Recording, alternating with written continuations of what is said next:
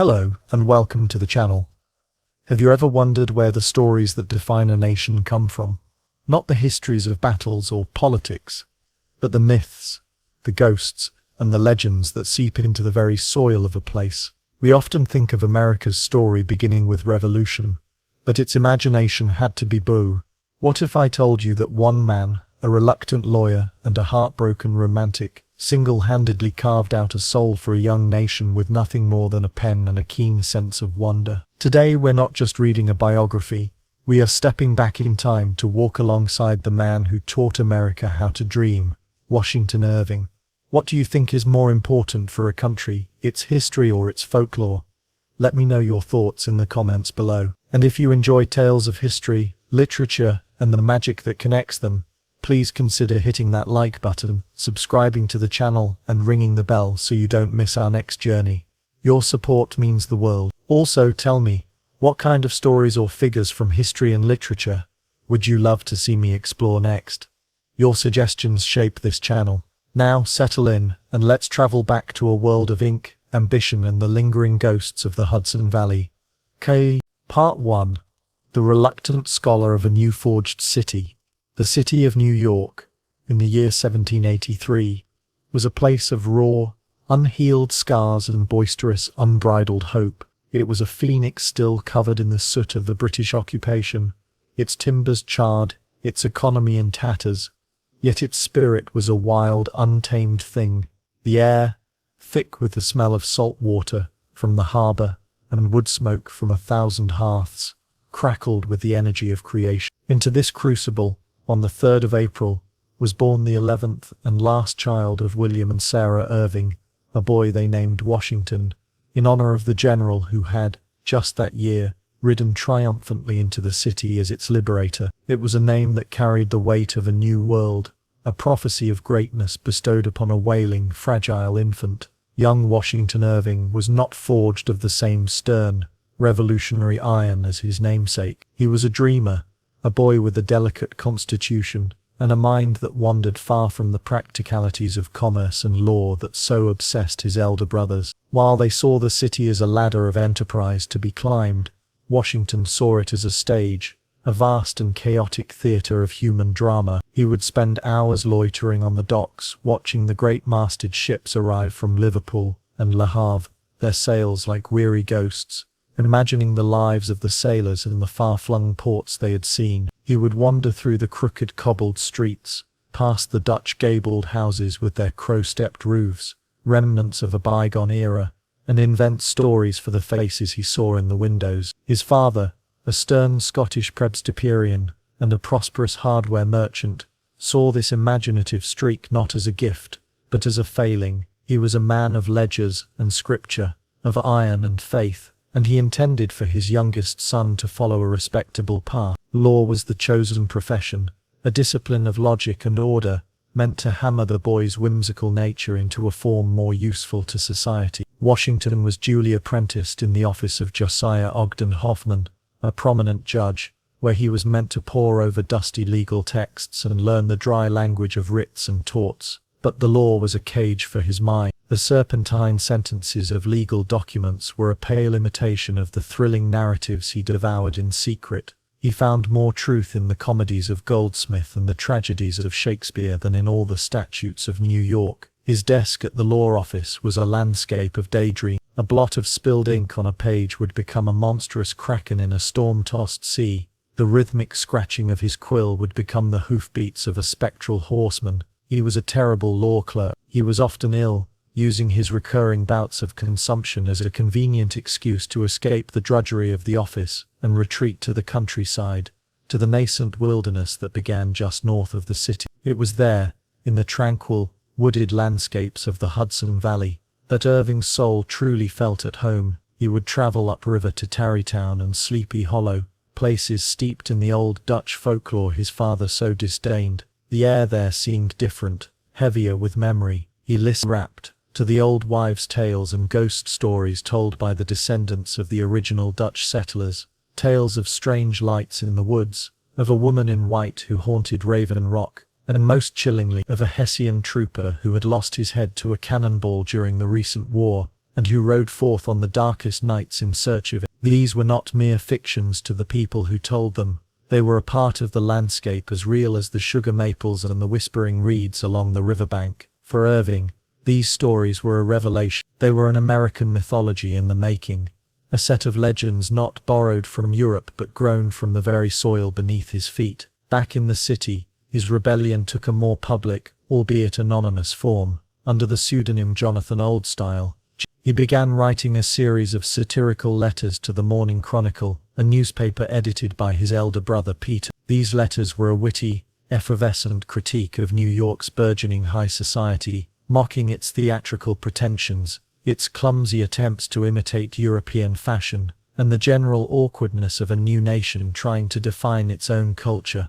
The Old-style letters were a sensation. They were clever, light, and possessed a gentle humor that charmed readers. No one suspected they were penned by a languid, daydreaming law clerk of night. For the first time, Washington tasted the intoxicating thrill of seeing his own thoughts, his own private amusements, resonate with an audience.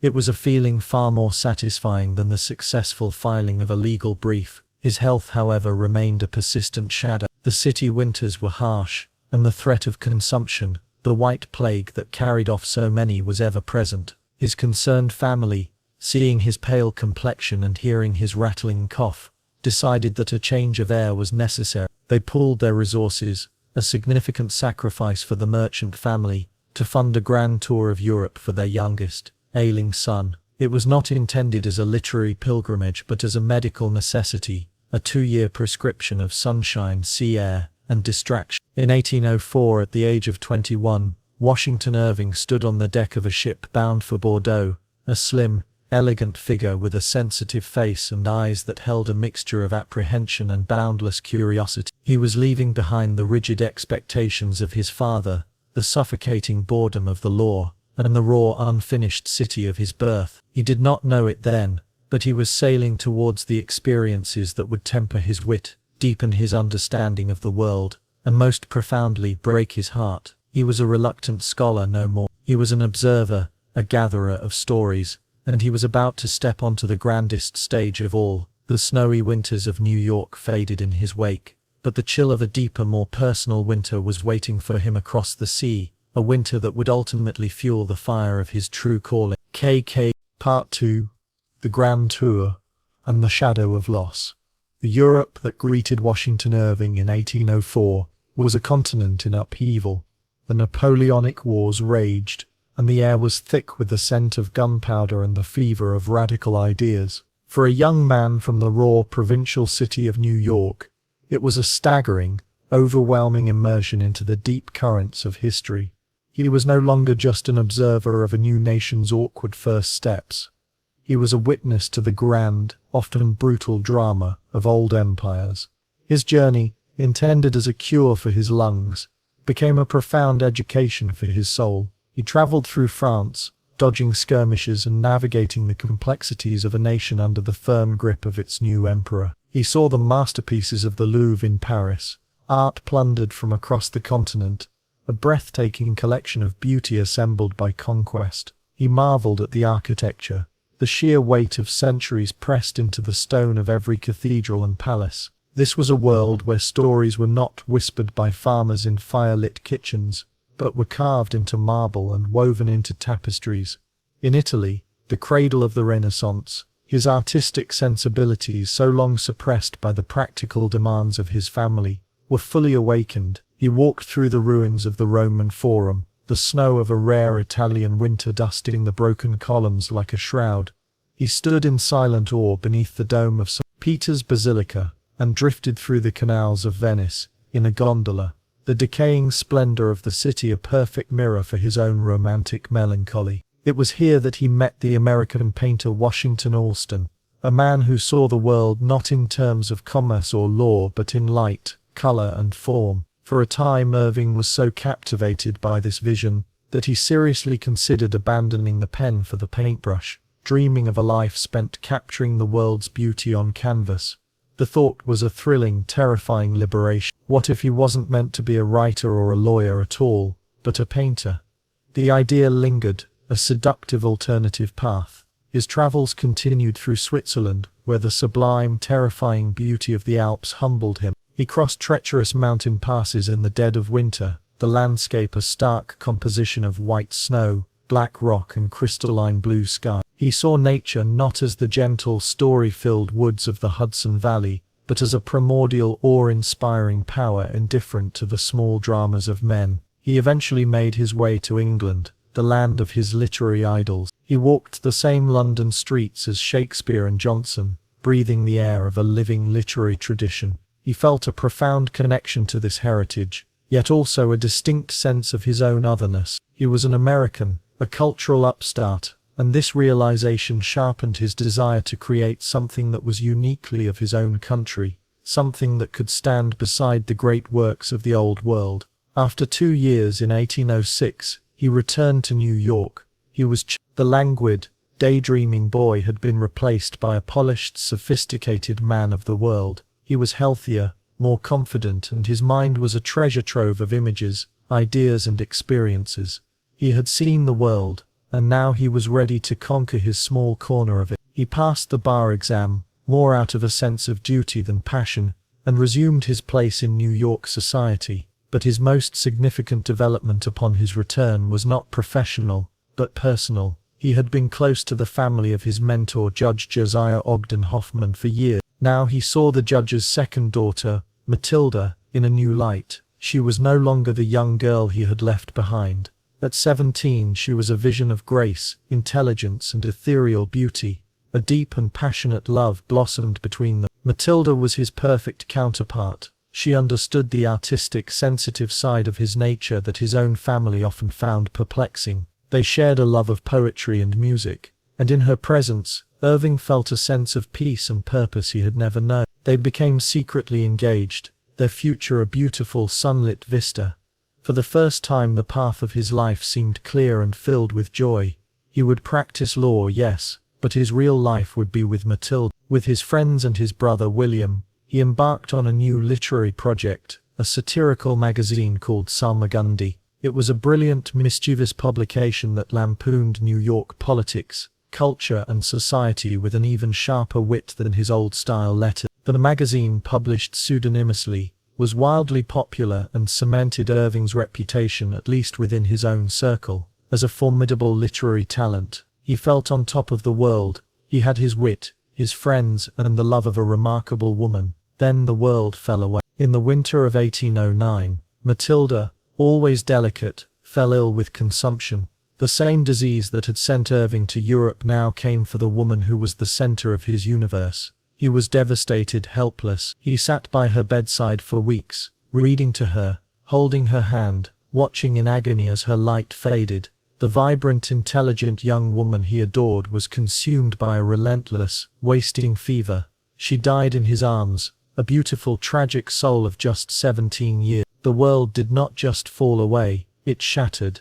Irving was plunged into a grief so profound it threatened to extinguish his own spirit. For months he was inconsolable. He could not work. He could not bear the company of friends. He locked away the small Bible and miniature portrait she had left him, unable to look at them without being overcome by a fresh wave of despair. The bright, sunlit future he had imagined was now a barren, frozen wasteland. The snow that fell on New York that year seemed to mock him, a cold white sheet covering a dead world. The death of Matilda Hoffman was the defining event of Washington Irving's life. It created a wound that never fully healed. He would never marry, never again open his heart so completely to another. The witty, sociable young man retreated into a shell of sorrow. The light-hearted satirist was gone, and in his place was a man haunted by loss. In the depths of his grief, as a way to distract himself, he forced himself to complete a project he had begun before Matilda's illness, a comic burlesque history of New York, ostensibly written by an eccentric old Dutch scholar named Diederik Knickerbocker. He poured his chaotic emotions into the work, his love for the city's Dutch heritage, his satirical eye for human folly, and a deep underlying current of melancholy. The result, a history of New York from the beginning of the world to the end of the Dutch dynasty by Diederik Knickerbocker, was a masterpiece of mock heroic prose, a wild and brilliant fantasy that was nothing like any history book ever written. When it was published in 1809, it was a sensation. People were captivated by its humor and originality. It gave New York a mythic past, a folklore it had previously lacked. It also gave a name, Knickerbocker, to the city's identity. But for Irving the success was hollow. The applause of the world was a faint echo in the vast silent chamber of his grief. He had created a work of enduring comedy out of the raw material of a personal tragedy. The grand tour had given him a world of experience, but it was the shadow of loss that gave him his true subject, the beautiful fleeting nature of happiness, the persistence of memory, and the ghosts of the past that walk beside us always. The snow that covered Matilda's grave was the same snow that would later blanket Sleepy Hollow, a landscape where the past was never truly dead, and where love, once lost, could haunt the living forever. Part 3. The Birth of a Legend. Geoffrey Crayon. The decade following the publication of Diedrich Knickerbocker was a period of drift for Washington Irving. The brilliant success of the book had opened a clear path to a literary life, but he refused to take it. The wound of Matilda's death was still too raw, and he associated the creative energy that had produced the book with the darkest period of his life. To write with such intensity again felt like revisiting a trauma. Furthermore, in the America of the early 19th century, author was not a profession. It was a gentleman's hobby. A man of standing was expected to have a real trade. So he dallied. He became a partner in his brother's hardware import-export business, a role for which he had no talent and even less interest. He dabbled in politics, serving as a military aide during the War of 1812. He was a celebrated figure in society, a witty and charming dinner guest, but inwardly he was aimless, a ship without a rudder. The fire of his ambition had been banked, leaving only warm, glowing embers of potential. In 1815, this directionless life led him to Liverpool, England, to work at the struggling satellite office of the family business. He expected it to be a temporary stay, a matter of a few months to sort out the accounts before returning home. He would not set foot on American soil again for 17 years. The business was in worse shape than he could have imagined. The economic turmoil following the Napoleonic Wars and the War of 1812 had crippled transatlantic trade. For 2 agonizing years, Irving and his brother Peter fought a losing battle against a tide of debt and bad luck. They poured all their energy into saving the firm, but it was hopeless. In 1818, the Irving brothers' business declared bankruptcy. Washington Irving, at the age of 35, was financially ruined and stranded in a foreign country. The comfortable life his family's wealth had always provided was gone. The spectre of the debtor's prison loomed. He was adrift, humiliated, and filled with a sense of profound failure. He had failed as a lawyer, failed as a businessman, and shied away from his true calling as a writer. Now, with all respectable avenues closed to him, he was forced to turn back to the one thing he had ever truly excelled at, not as a hobby, but as a means of survival. He would have to write for his life. In this moment of desperation, an idea began to take shape. He would write a collection of stories and essays, capturing his observations of English life, but also crucially revisiting the legends and landscapes of his own beloved Hudson Valley. He would write, not as the boisterous Diedrich Knickerbocker, but under a new, more refined and contemplative pseudonym, Geoffrey Crayon. Gent. The name suggested a gentleman traveller, an artist sketching the world as he saw it. He retreated to the home of his sister Sarah and her husband Henry Van Wart in Birmingham. It was here in the heart of industrial England, surrounded by the warmth and support of his family, that he found the peace and focus to write. A heavy snow fell that winter, blanketing the bustling city in a muffling silence, creating a cocoon for his creativity. He would sit by the fire on Christmas Eve, listening to his brother-in-law tell old English folk tales, and his mind would drift back across the ocean to the Dutch ghost stories of his youth. The two traditions began to merge in his imagination. One day, during a long rambling conversation with Van Wart, the topic turned to the old German folk tales they both knew. A particular story about a goatherd named Peter Klaus, who sleeps for 20 years in the mountains after drinking from a magical flagon, struck a chord deep within Irving. It was a good story, but it was German. What if, he thought, such a thing had happened in America, in his own Catskill Mountains?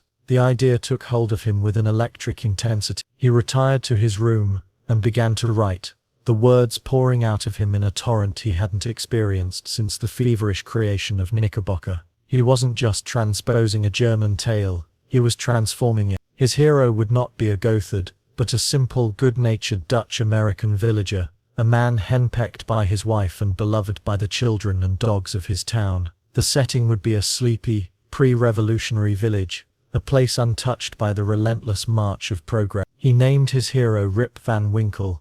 The story became a powerful allegory for the bewilderingly rapid changes America had undergone. When Rip awakens after his 20-year slumber, his beard a foot long, and his musket rusted, he finds a new nation in place of his old world. The quiet colony is now a bustling, argumentative republic. His story was a whimsical fantasy, but it was rooted in a profound nostalgic yearning for a simpler past, a feeling Irving knew all too well. He felt the same creative surge with another memory, this one darker and more thrilling. The old Dutch tale of the headless Hessian, the ghost of the war who haunted Sleepy Hollow. He fused this legend with his own sharp observations of rural characters. He created the lanky, superstitious and greedy schoolmaster, Ichabod Crane, a worthy pedagogue from Connecticut, an outsider looking to make his fortune. He created the beautiful and coquettish Katrina Van Tassel, the prize to be won. And he created his swaggering, boisterous rival,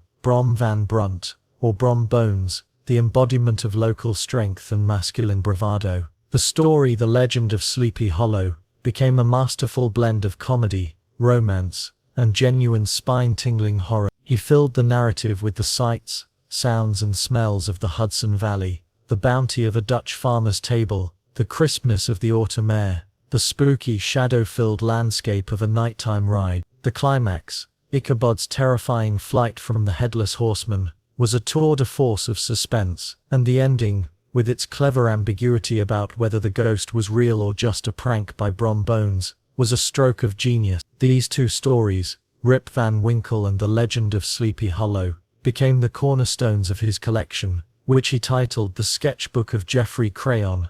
He published it in installments, first in America and then in England, with the help of the great Sir Walter Scott, who admired his work. The success was immediate, and it was monumental. It dwarfed the acclaim of Knickerbocker. Readers on both sides of the Atlantic were utterly captivated. They were charmed by Geoffrey Crayon's elegant prose, his gentle humor and his keen eye for detail, but most of all, they were enchanted by these two quintessentially American tales. Irving had done something no American writer had ever done before. He had created fiction that was not only commercially successful but was also taken seriously as literature in Europe. He had proven that American settings and American characters could be the stuff of universal art. In the depths of his failure and despair, Washington Irving had finally and fully embraced his destiny. He had taken the German folk tale of Peter Klaus and made it American. He had taken the Dutch ghost story of the Headless Hessian and made it American. He had mined the bedrock of his homeland's folklore and his own nostalgic heart and unearthed two perfect, glittering gems. The reluctant scholar,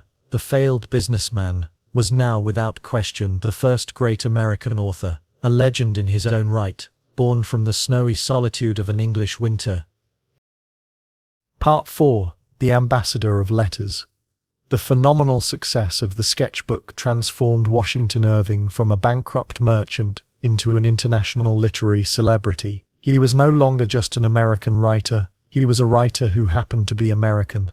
Celebrated in the salons of Paris and the drawing rooms of London, he was the first of his kind, a cultural bridge between the old world and the new. This new status brought him not just financial security, but a freedom he had never known. For the next several years, he lived a peripatetic life, traveling the continent, soaking up its cultures, and searching for his next great subject. He published Bracebridge Hall and Tales of a Traveller, both of which were commercially successful, but failed to recapture the lightning-in-a-bottle magic of the sketchbook. Critics began to whisper that he was a one-hit wonder, a writer who had exhausted his best material. The Legends of the Hudson Valley. Irving felt the pressure keenly. He was haunted by his own success, struggling to find a story that could once again ignite his imagination. In 1826, a unique opportunity arose. Alexander Hill, Everett, the American minister to Spain, invited Irving to Madrid. The invitation was simple: come to Spain and translate a recently published collection of documents on the life and voyages of Christopher Columbus. For Irving, who had been fascinated by Columbus since childhood, the offer was irresistible. He imagined it would be a straightforward, scholarly task, a respectable project to occupy his time. He had no idea he was about to discover the great passion of his later career. When Irving arrived in Spain, he found a country that seemed frozen in time. It was a land of dramatic contrasts, of fierce piety and fiery passion, of sun-scorched plains and snowy mountain peaks, of glorious history and decaying grandeur. He was immediately captivated. The translation project quickly evolved into something far grander. Poring over the dusty manuscripts and ancient maps in the Spanish archives, Irving realized that a mere translation would not do justice to the epic, world-changing story of Columbus. He decided he would write his own definitive biography. For 2 years he immersed himself in the 15th century,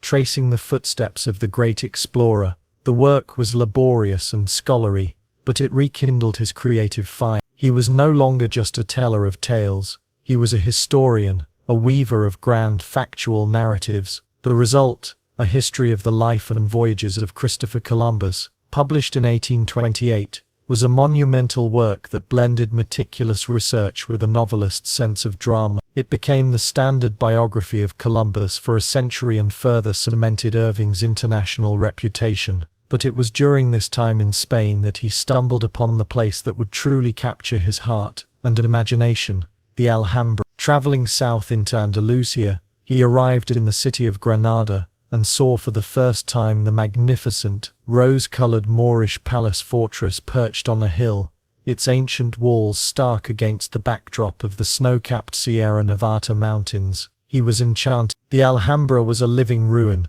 a ghost of the sophisticated and powerful Moorish kingdom that had been conquered by Ferdinand and Isabella in 1492. Its courtyards were filled with the sound of fountains and birdsong, its walls covered in intricate tilework and delicate Arabic calligraphy. It was a place of breathtaking beauty and profound melancholy, a physical embodiment of the themes that had always fascinated Irving: the passage of time, the fading of glory, and the persistence of stories. Through his diplomatic connections, he was granted an unprecedented permission to take up residence within the walls of the Alhambra itself. For several months he lived a dreamlike existence. He wandered through the deserted courtyards by moonlight, his footsteps echoing in the court of the Lion. He sat in the hall of the ambassadors, imagining the great caliphs who had once held court there. He listened to the folk tales and legends told by the local guides and squatters who lived among the ruins, stories of hidden Moorish treasure, enchanted princesses and ghostly soldiers. A rare and beautiful snowfall one winter blanketed the palace's courtyards, creating a surreal scene of white powder on intricate sun-warmed tiles, a perfect metaphor for the blend of cultures that so fascinated him. Here in this magical haunted palace, his literary spirit was completely reborn. He was no longer Geoffrey Crayon, the gentle observer of English life, nor Diedrich Knickerbocker, the boisterous satirist. He was a chronicler of a lost world. He filled notebooks with sketches, observations, and stories. The result was Tales of the Alhambra, published in 1832. This book was a masterpiece of romantic travel writing, a loving and lyrical collection of legends, historical sketches and personal impressions. He brought the forgotten palace to life for a world that knew little of its wonders. The book was a sensation, sparking a wave of romantic fascination with Moorish Spain across Europe and America. His work in Spain was more than just literary. His growing fame and diplomatic skills made him a valuable asset to his country. He served as a secretary to the American legation in London, and was eventually appointed as the U.S. ambassador to Spain in 18. The failed businessman had become a respected international diplomat, the ambassador of a new nation to an ancient one. He moved with ease through the courts of Europe, a charming, intelligent, and universally admired figure. He was living proof to the skeptical old world of the sophistication and talent that America could produce. Yet, despite his fame, his success, and the wonders he had seen, A deep-seated homesickness began to grow in him. He had been away from his homeland for nearly 2 decades. The America he knew was the America of his youth, the pre-industrial world of Rip Van Winkle. He read about the new America in letters and newspapers, a nation of canals and railroads, of booming cities and westward expansion, of Jacksonian democracy and a raw, sometimes ugly new form of politics. He yearned to see it for himself, to walk again on American soil and breathe the air of the Hudson Valley. The ambassador of letters had served his country and his art abroad. He had chronicled the life of the man who discovered the New World and had given voice to the ghosts of a fallen Spanish empire. Now it was time to go home. It was time for the native son to return. Part 5. The Return of the Native. In the spring of 1832, after 17 years abroad, Washington Irving returned to America. He was not the same man who had left. He had departed as a failed businessman and a minor literary figure. He returned as a national hero. As his ship sailed into New York Harbor, he was greeted by a flotilla of boats, cheering crowds and celebratory cannon fire. The city itself was almost unrecognizable, a bustling, sprawling metropolis that had far outgrown the provincial town of his youth. A grand public dinner was held in his honor, attended by the great and good of the city, all eager to pay homage to the man who had given America its first real voice on the world's literary stage. Irving was overwhelmed by the reception, but also deeply unsettled. He felt like his own Rip Van Winkle, awakening in a world he no longer understood.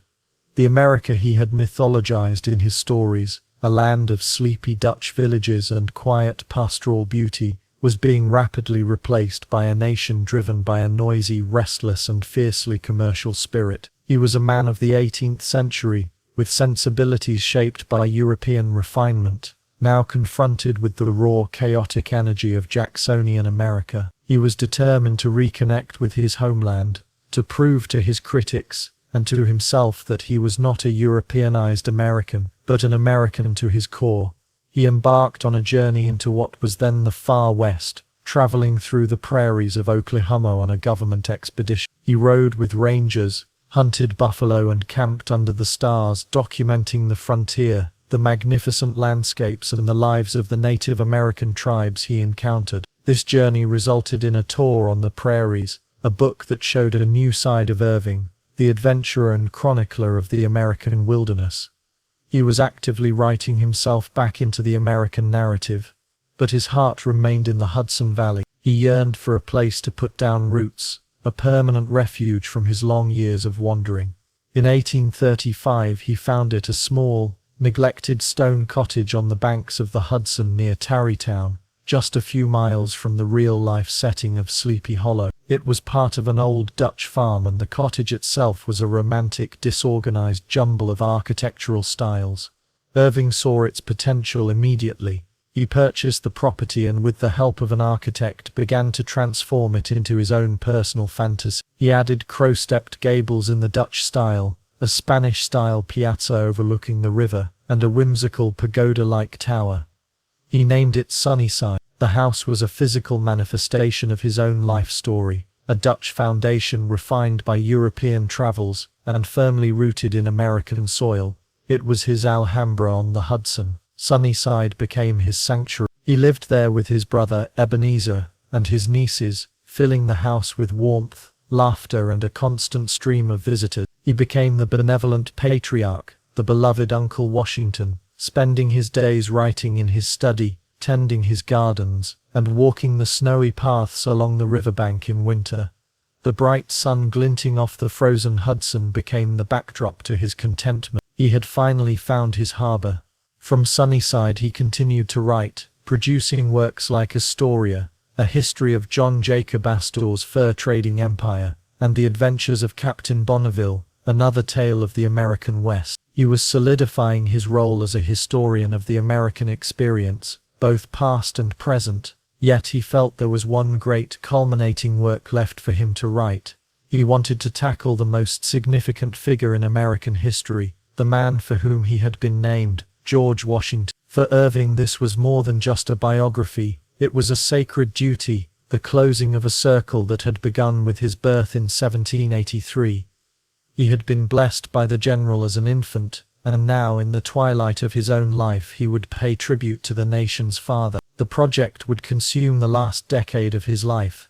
It was a monumental undertaking. He sifted through mountains of letters, documents, and archives. His goal was not to write a hagiography, but to reveal the man behind the myth, the passionate, fallible, and ultimately heroic figure who had guided the nation into being. He worked tirelessly in his sun-drenched, snow-bound study at Sunnyside, the history of his country unfolding under his quill. During these years he became known as the Sage of Sunnyside. A new generation of American writers, Nathaniel Hawthorne, Henry Wadsworth Longfellow, Edgar Allan Poe, looked to him as the pioneer who had cleared the path for them. While some, like Poe, were critical of his gentle, romantic style in a new age that demanded more psychological depth, none could deny his foundational importance. He had proven that an American could make a living, and a legacy, from the written word. Visitors made pilgrimages to Sunnyside, hoping for a glimpse of the great man, the living embodiment of American literature. He was a link to a bygone era. He had met Washington, dined with President Jefferson, been friends with Sir Walter Scott, and served as Queen Victoria's American minister. His life had spanned the entire arc of America's journey, from a fragile republic to a continental power. The winters at Sunnyside were a time of quiet reflection. He would sit by his fire looking out the window at the snow falling on the dormant ivy that covered the cottage walls, the Hudson a sheet of white ice in the distance. He had outlived all the great loves and sorrows of his youth. He had seen empires rise and fall, and had chronicled them. He had created characters who had become more real to people than many historical figures. The Headless Horseman still rode through the imaginations of children, and Rip Van Winkle was a household name. He had taken the raw, unformed folklore of his home, and polished it into a national mythology. The return of the native had been a triumphant success.